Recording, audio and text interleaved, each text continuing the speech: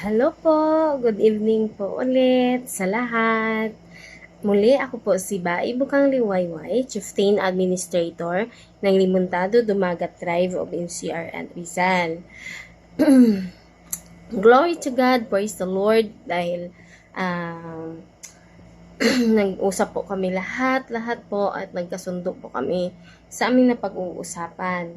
Hinggil po dito sa ginawa po sa amin ni Dr. Carlos P. Boasin Jr., CISO III ng NCIP Regional Director ng Region 4A Calabarzon. Which is kasi noong 2022 po na okay na po ang project namin sa Taytay, Rizal, dito po sa DBM, sa Department Budget Management. So, hindi ko lang po kasi na-process that time kasi madami po kasi na demolish ng time na yon. So, yun pong inuna namin.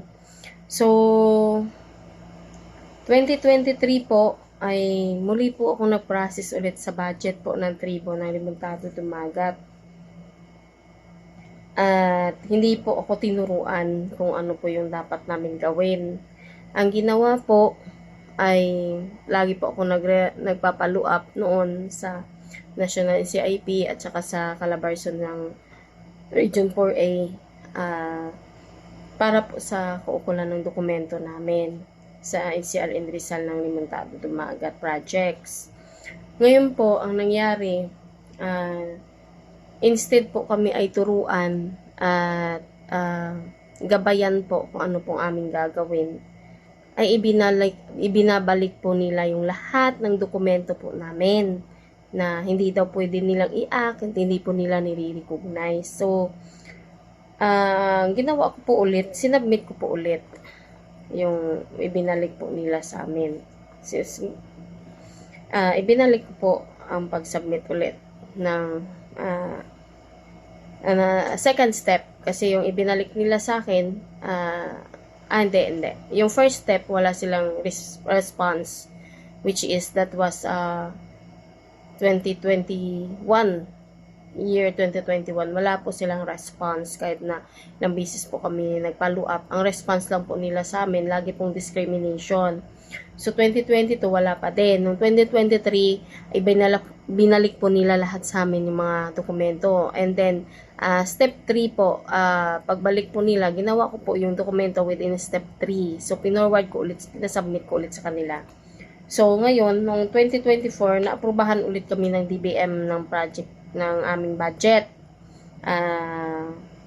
sa bawat project po namin ng mga Limuntado Dumagat Tribe. Ngayon po, sabi niya po sa amin nung DBM is i-follow up po namin doon yung response nila kasi sila po talaga ang mag-a-assist. Dapat sila mag-response. So ngayon, after nung sa DBM nung kinuha ko yung response, dumaan po ako sa Malacanang sa complaint center para po mag-follow up po nung mga sinubmit po namin. So, dinaan ko po kasi yung mga liaison officer ko kasi nag-separate kami ng transaction nun. Ako sa DBM, sila po ang pina-follow up ko po sa complaint center. So, nung dumating po ako sa complaint center kasi inantay po nila ako, nagsumbong sila sa akin na yung kausap po nila na si Mr. Chris Mendoza ay diniscriminate sila. So, talagang gusto ko rin makausap si Mr. Chris Mendoza doon sa Malacanang Complaint Center. So, nag-usap po kami, dalawa, parang suntok, gusto ko siya suntukin kasi dinidiscriminate niya yung batas ng tribo at maging kami nakatribuhan ay dinidiscriminate po niya na kailangan daw po dumaan kami kay kapitan, kay mayor. So sabi ko, bakit kami dadaan doon? Di man sila ang may-ari ng kalupaan. Ang kami po ay nag-submit lang. Ang kailangan lang naman namin is the response ng pag-endorse. I-endorse lang naman nila para matibay naman yung dokumento namin na ini-endorse from the Malacanang para naman may ano kami, may batas kami na dala kung hindi kami sasagutin nila. So, yun naman po talaga ang obligasyon po na dapat ibigay sa amin. Yung i-endorse lang nila kami. Kasi kami naman po yung gumaganap at gumagawa sa baba. Tapos, nung sinabihan ako ni Mr. Chris Mendoza na sabi niya hindi po daw tatanggapin pa din daw yung mga dokumento ko at ibabalik daw po sa amin. Sabi ko, bakit naman ibabalik? Ano po ba yon? Sabi niya, basta daw ibabalik at ibabalik. Ngayon, sabi ko, wala namang problema kung ibabalik eh. Kaya isasubmit namin ulit. Kasi karapatan naman po namin yan.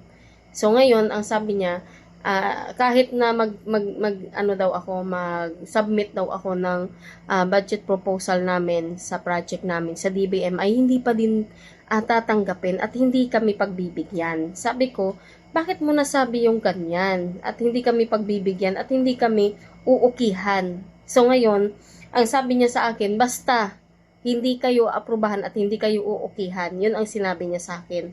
So ngayon, nagalit ako nun kasi sabi ko, kung hindi ang government ng Pilipinas ang tutulong sa amin, so doon ako hihingi ng tulong sa mga katribuhan sa ibang bansa.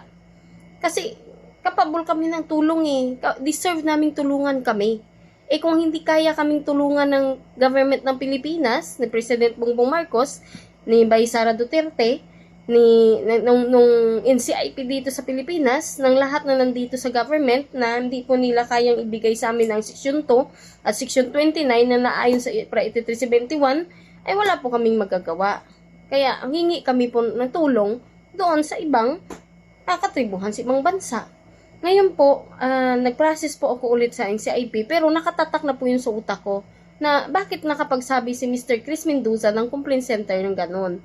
So, pumunta po ako sa National NCIP para po malaman kung ano po yung reply po ng response po ng DBM sa project sa amin sa Limitado Dumagat.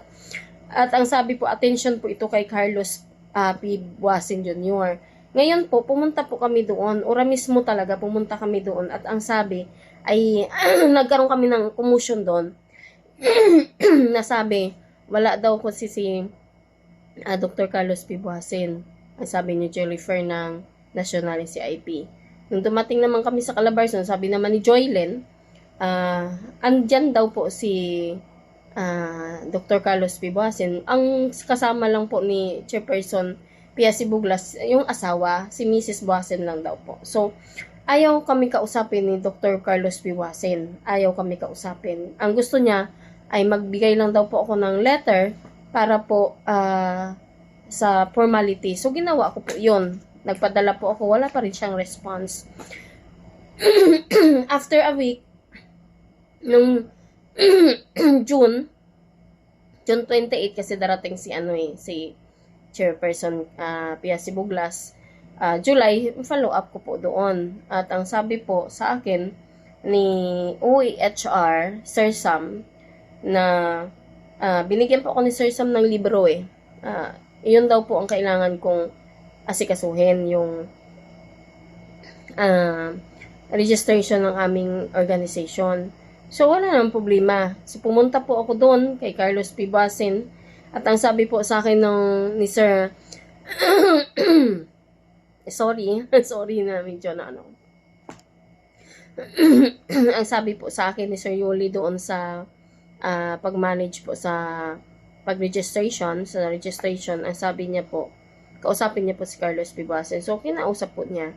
Nung nakausap po, ang sabi ni Carlos P. Buasin ay ipinapangako niya na ang taytay ay ibibigay niya po sa amin na Remontado Dumagat ay ibibigay niya po yung recognition namin. Basta po magsulat po ako. So, ito po yung sinulat ko. June 11 po ako naka-response sa kanya ng sulat. Ito po, June 11. So, 2024. So, nag-follow up kami una within 15 days. Walang tao sa opisina ng NCIP. Merong 3 staff pero the rest wala na po. So, pangalawa naming follow up, biglaan po ang punta namin. So, nakausap namin si Sir Yoli. Ang sabi niya po sa amin, August 7 po ang pangalawa naming follow up. Ito po, pinasulat ko po si Sir Yoli dyan para makita po. Ang sabi po niya is provided update on request for taytay. Sabi niya, provided update lang daw, sabi niya. Kasi, hinihingi pa daw niya yung, yung for projection daw ng taytay. Okay, sige, nandun na tayo. Sige, antayin natin. Pero, until na wala po silang response. It's just June 11 na to po ito. June, July, August, 3 months na po. So, sa 3 months po, wala silang response. So, dumating po sa isip ko yung sinabi ni Mr. Chris Mendoza ng Complaint Center na kahit ano po daw ang gagawin ko at kahit ano pang gawin namin at kahit ano pa daw yung pagpupursige namin ay hindi po ibibigay sa amin at hindi po kami aaprubahan ng hindi po aaprubahan yung aming budget po sa DBM at hindi po kami pagbibigyan. Yan po ang sabi ni Mr. Chris Mendoza sa amin. So, ngayon ko po naalala kung bakit 3 months na ay wala pa ring response si Carlos P. Buasin sa aming sulat na ang lahat naman ng kanyang request at lahat naman ng existing na batas at saka kailanganing dokumento ay ginaganap at binibigay at ginagawa po namin. Pero wala po silang response. So, nag-usap po kami lahat na gagawa po kami ng isang complaint na tatanggalin na namin si Dr. Carlos P. Buasin sa posisyon niya bilang Regional Director ng NCIP. At kakasuhan din namin siya ng discrimination dahil sa talagang hindi talaga niya ibibigay sa amin. Yun ang sinabi ni Mr. Chris Mendoza sa amin. May CCTV po yan sa complaint center. So, may record po yan sila kung ano po yung pinag-usapan namin.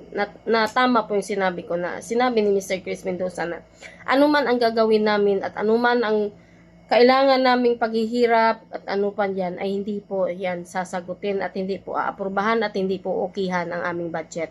Yan po ang sinabi sa amin. So, ito po yon. Ito po yung sinasabi niya na talagang kahit anong gawin namin ay hindi po aaprubahan at hindi okihan ni Carlos P. Buasin. Paaasahin lang kami, pinaasa at pinagawa nitong letter request na binigay ko sa kanya na highly requesting the NCIP person for A in which we fall under the jurisdiction and guidance of Taytay in the province of Rizal is declared as the ancestral land domain claim clan ownership implementado dumagat in series sectoral tribal council dom is in favor of tribal organization Babae Bukang Liwayway together with the council builders, leaders, and members. Ito po yung sinabi ko. There, sir, sabi ko. May binigay na po akong folder noon pa man. Ito po yung binigay ko sa kanya na letter. History po sa pagmamayari po namin ng buong Taytay Rizal. Sa project po na aming gustong nais na sa aming katribuhan. At kami po ay pinangakuan at pinaasa na ibibigay niya po ito sa amin. Pero until now, ay ganun pa rin, paasa at pahirap pa rin ang ginagawa niya po sa amin. So, doon ko po naalala talaga na tama ang sinasabi ni Mr. Chris Mendoza na kahit anong gawin namin, kahit anong pong hirap at sasubmit at gagawin namin ay hindi po ito ibibigay at aaprubahan ng NCIP sa amin. So, ngayon po ay gagawa po kami ng complaint na request na ipapatanggal po namin si Carlos P. Buasin po sa kanyang posisyon dahil siya po ang nagpapahirap sa lahat ng katribuhan ng NCIP ng katribuhan ng NCRN Rizal bilang Remontado Dumagat at Dumagat Remontado. Siya po ang nagpapahirap po sa amin at siya po ang humahadlang po sa mga pangarap po namin upang kami ay magkaroon naman ng kaginhawahan sa buhay at makuha rin namin ang justice at ang karapatan po ng bawat isa sa amin. Siya po ang pinagkait niya po yan sa amin at siya po yung humahadlang at ayaw ibigay sa amin. At siya po ang nasa posisyon upang kami ay kunan, upang kami ay pahirapan, upang kami ay apakan, upang kami ay patayin sa aming mga karapatan. So, iyon po ang desisyon po namin ngayon. Sana po ay matulungan po kami ni President Bongbong Marcos at saka ni Vice Sara Duterte na ito pong mga nagpapahirap sa amin dito ay matanggal na din sa kanilang posisyon at maibigay po ang justice na para po sa amin. Kaya po ako ay nagpapasalamat sa lahat po ngayong araw na ito, sa mga gabi na to, na binuksan po ng Panginoon ang aking kaisipan hinggil po sa pagpapahirap po sa amin ni Dr. Carlos P. Buasin Jr. ng NCIP Regional Director ng Calabarzon 4A. So, Panginoon na rin po ang gagabay sa amin sa ayon po sa aming napagkasunduan at sa napag-usapan na si Carlos Pibuasin ay amin ang tatanggalin. At sana po ay suportahan po kami ni by Sara Duterte at saka ni President Bongbong Marcos po sa amin pong request na siya po ay tatanggalin na po namin. Salamat po sa lahat and God bless po sa lahat.